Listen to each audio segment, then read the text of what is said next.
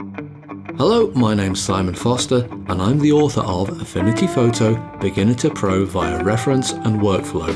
So what's this course about? Well, for a long time now, I've said that it's all very well learning the various different tools that you use to develop a photo, but there is so much more than that. You need to know which tool to use first, which tool to use next, what can be a good tool for the job and what might sometimes be a bad tool for the job, the strengths and weaknesses of the various different tools, and there's also other things like what are the good techniques for developing, say, a portrait or a landscape. In short, you need to know the tools, but also you need to know about the workflow. And the workflow is something which is so often neglected. Take, for example, the various videos you've seen on YouTube. You'll find plenty on how to use various different tools, but the workflow, not so much.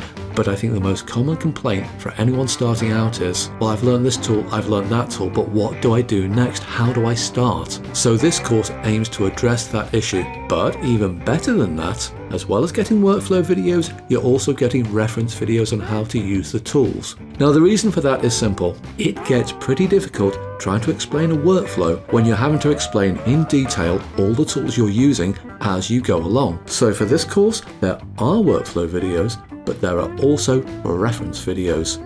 Every single tool I use in the workflow videos, there's a reference video for. That way you can tackle learning Affinity Photo and image editing from both ends.